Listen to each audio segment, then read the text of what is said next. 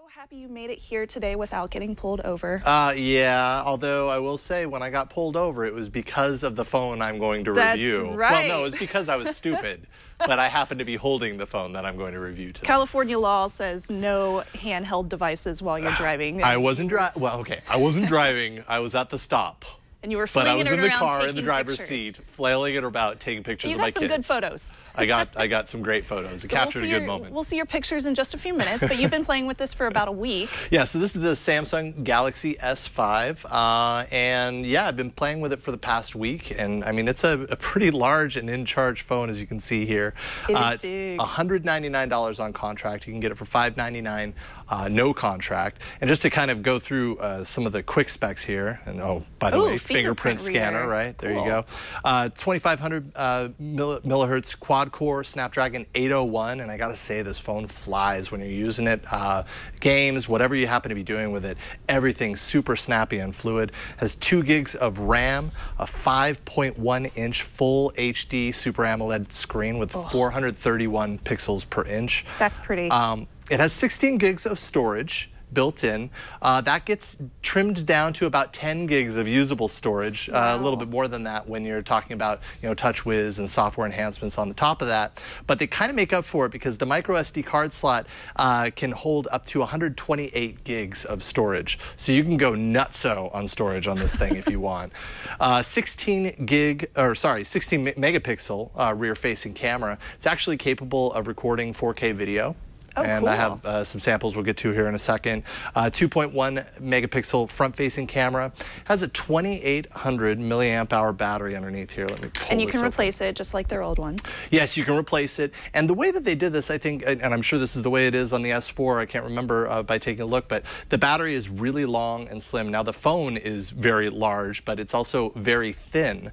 I'm pretty happy with kind of the size that they were able to get on the design here. And that's, of course, a lot of times manufacturers will say, we don't want to put in a removable battery because it's going to bulk up the phone and everything. Right. Samsung really did a good job balancing that and just making a long, slim battery that still keeps the phone very slim and Now, thin. you're a pretty hardcore user, would you say?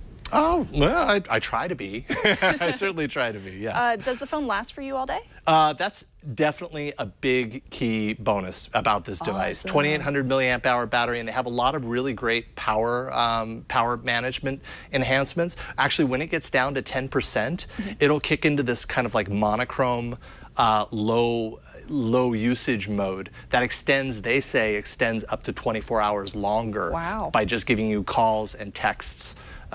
Text messages, so kind of limiting your data stuff. So if you're out and about and you absolutely still need those things, you're going to get even more battery life. And my battery life with this went a few times just not plugging it in at night, and I mean it easily went almost 48 hours both times. So that's cool. And using it as I normally use a phone, so it wasn't like I was using it less at those times, so it was pretty great. Water resistant, it is IP67 water resistant. That's not waterproof, but that's, rain, short dunk in the water, not swimming in the lake necessarily. Oh, darn. And as a result, you do get this little cover here, right? So, which I'm not normally a fan of port covers, but obviously it's essential if you want to protect the device. I have to say, Samsung did a good job with the port cover. It's a kind of a silly kind of thing to mention, but so often when you have these port covers, they're the hardest thing in the world to pry open, and that's why they're so annoying. Yes, they Samsung really annoy me. did a great job of kind of giving you a nice little easy to grab onto notch so you can pull it right out. And then on top of that, the headphone jack is just a normal headphone jack. There is no cover on it. So. Wow.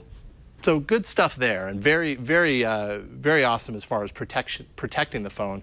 You also saw the back has this weird perforation that's going on. Yes, exactly. So this probably on video looks maybe a little bit more premium than I'd say it feels in the hand. Kind of has that note style. Right. It's not quite pleather. I mean, it's actually plastic, but it kind of looks like it might be pleather or leather.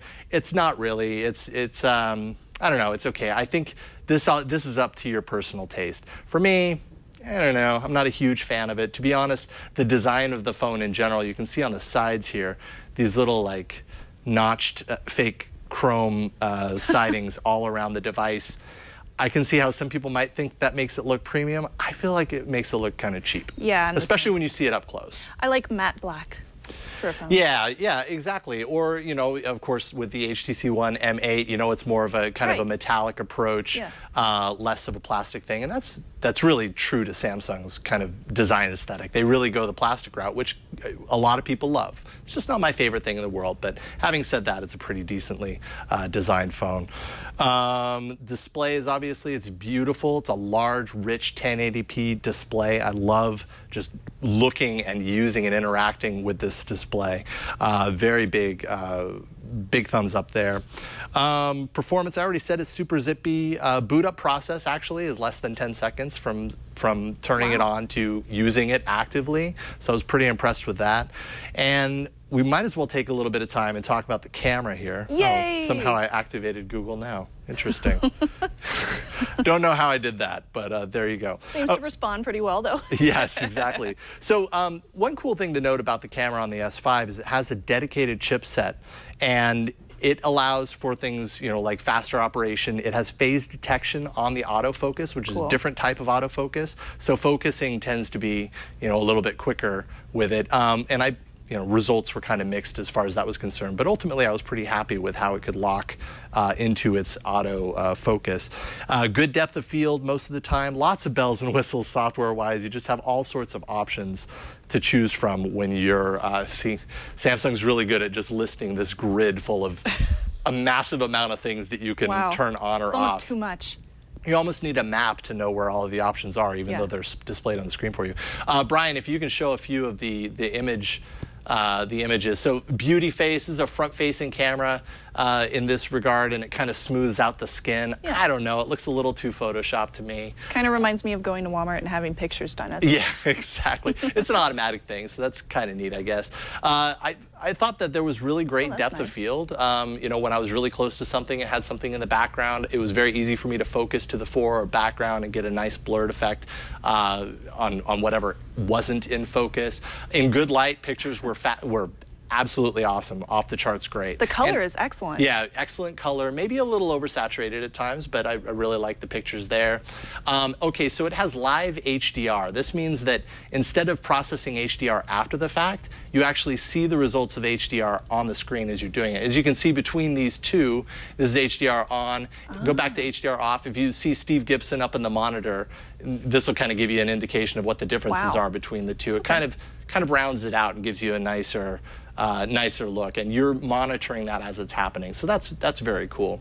Low light, this looks okay on this monitor right now, but if you really got up close and looked at this picture, a little grainy. Yeah, in low light, but it was okay. Selective focus is another feature that it has. It's kind of similar to what the M8 has and is using two cameras for, where you can be really close to an object and then have the background, you know, be able to kind of say, yes, blur out the background. You can see in this picture, it didn't do a good job of it, right? It captured the poles, and then it also captured that gear out by the set, but totally and completely blurred out Leo's head. If you go to the next one, this one did it a little bit better. Maybe it was the lighting, but Steve Gibson in the foreground, totally blurred in the background. So it was kind of iffy. It was kind of, you know, sometimes I got great results out of the camera and some of the features.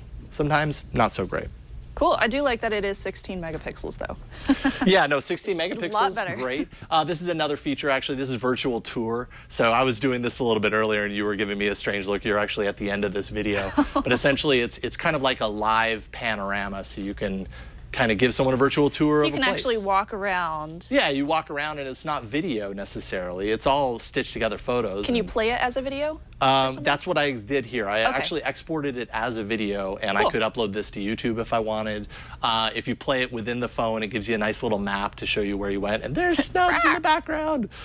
Making noises at Jason, of course. So there you go. So that's the camera. I'd say, you know, all in all, pretty cool. Not always the most dependable results. Sometimes you don't know what you're going to get. And you also said you did some 4K video, right? I did. I doubt that's going to play in the TriCaster. Yeah, it's looking a little choppy, stuttery. But it's 4K, and I gotta say, 4K eats up your space fast. Oh, yeah. So, I mean, you know, I think this was like a minute and it was almost 500 megs. So you gotta be okay with that too. Obviously, hopefully you know that going into it. That's cool. Real quick on the software, and then I'll give you my pros and cons here. You know, of course, this is TouchWiz, and I would say from my previous experience with TouchWiz, this is definitely toned down. It's a little bit, you know, more along the stock Android line, you know, if TouchWiz could ever get to, you know, get closer to stock Android, but it's still obviously TouchWiz. Didn't really get in the way. Still though, you know, options are just overwhelming. If you pull down that settings menu on your OS, you know, granted it's nice to have instant access to turn some of these things on or off, but it's just kind of overwhelming. Like you have to stare at it for a while to really understand what you're looking at. And maybe if you use it regularly every day, you'll know exactly where to go. You can get used to it eventually. Yeah. Left of the home screen, let's see here, instead of being Google Now, which it is on kind of stock Android, you get this My Magazine thing, which I suppose is kind of neat if you're using it. I didn't find it very useful myself. Some nice features. There's something called one-handed operation, which if I can get it to kick in, oh, there it is. So if you are with, you know, using the phone with one hand. This is great for my hands because I have tiny hands. Exactly. If you're using it with one hand, you swipe from the outside to the middle and back. Either side works, and it'll bring it over to you so that you can temporarily make your screen a little smaller and use it with one hand because it is quite a large screen otherwise. So there's that. You know, they have a lot of features. Samsung's really good at spending a lot of time throwing all these features in there. Again, you have to ask yourself, are those features something that I'm going to use all the time? Yes. And some people, you know, really get into them. Other people, it ends up just kind of bulking up the space. That's why you have 10 gigs of usable storage on here instead of 16. So, so the features are neat, no doubt. Are you going to use them? That's a question you have to ask yourself. All right, so pros and cons. Pros and cons. I would definitely say the display. Battery, I was super impressed with battery and the power management. It's securely protected. I'm sure you saw at the beginning of this review. I've been using the fingerprint scanner the whole time that I've been using it, and more or less, I've been pretty happy with it. Cool. One thing I'm going to say real quick, because I've seen a lot of reviewers miss this. You can store up to 3 fingerprints, and when you do it, if you show my screen for a second, I'll just kind of show you. When you're learning it, you know, I think everybody's tendency is to go like this with their fingers.